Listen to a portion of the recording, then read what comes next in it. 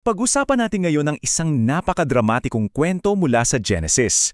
Ito'y tungkol kay Lot, isang taong, masasabi nating iniligtas siya mula sa isang syudad na siguradong wawasakin. Ang nakakaintriga rito, hindi siya naligtas dahil bayani siya, kundi sa kabila ng katotohanang nag-aalangganan pa siya. Isipin nyo to, may sunog na. Nag-iingay na yung fire alarm. Ramdam mo na yung usok.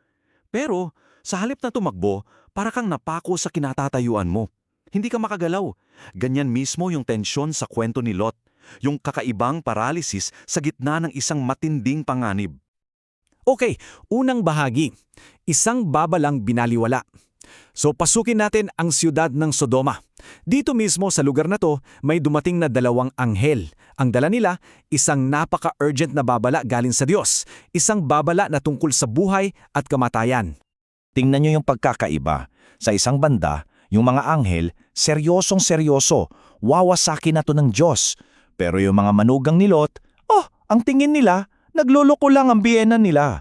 Grabe yung agwat no. Sa isang panig, katotohanan ng paghuhukom, sa kabila, tawanan at pagbabaliwala. Dito na tayo sa ikalawang bahagi, ang bigat ng pag-aatubili. Kasi akala mo yung mga manugang lang ang problema, 'di ba?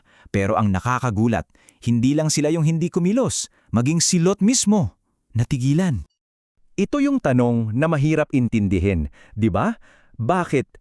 Nasabihan ka na, may warning na, tiyak na ang kapahamakan, pero mag-aatubili ka pa rin. Isa itong malaking palaisipan. Ano kaya talaga ang pumipigil sa kanya?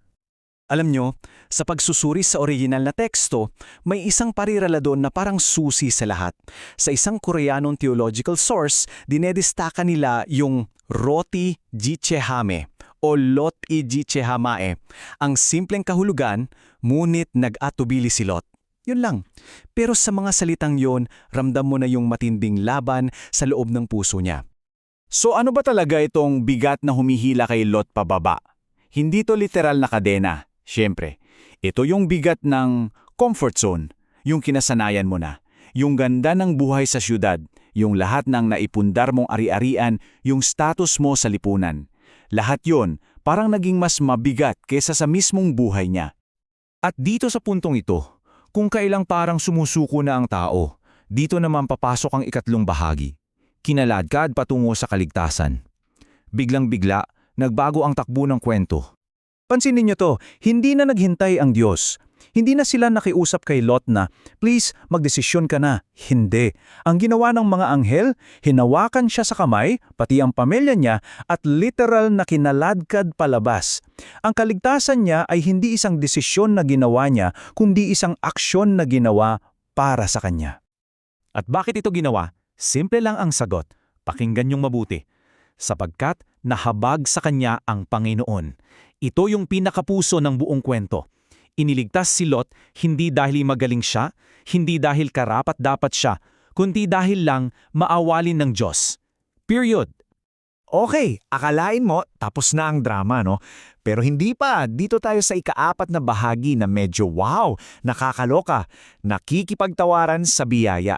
Isipin mo, kaligtas lang sa'yo mula sa tiyak na kamatayan, pero kitang-kita pa rin yung takot at pag-aalinlangan ni Lot. Tingnan niyo yung usapan. Ang utos, simple at malinaw. Takbo sa bundok. Pero si Lot, may counter-offer. Nako, wag po sa bundok. Baka mapano ako doon. Pwede po bang doon na lang sa maliit na bayang yun?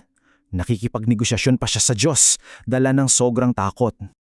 At ang pinaka-nakakamangha sa lahat, pumayag ang Diyos. Sa kabila ng lahat, sa kabila ng kakulangan ng pananampalataya ni Lot, tinanggap niya yung kompromiso kahit yung kakarampot na pagsunod na kayang ibigay ni Lot, pinagbigyan pa rin.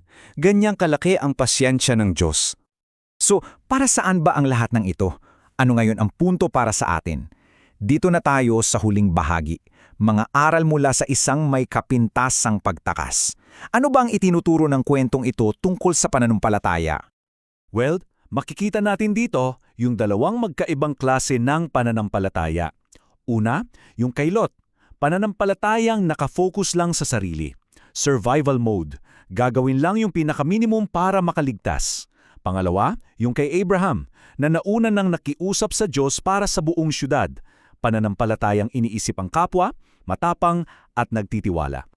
At sa huli, dito bumababagsak ang lahat.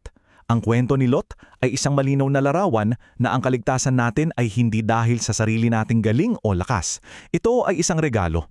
Isang regalo mula sa isang Diyos na handang humablot sa kamay natin, lalo na sa mga pagkakataon na tayo mismo ang nag-aatubili. Kaya iiwan ko sa inyo ang tanong na ito para pagnilayan. Sa buhay natin, nasaan tayo? Nananatili ba tayo sa ating Zoar? Yung lugar ng komportableng kompromiso?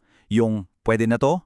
O handa ba tayong tumugon sa tawag patungo sa bundok, patungo sa buong pagsunod na inilaan para sa atin?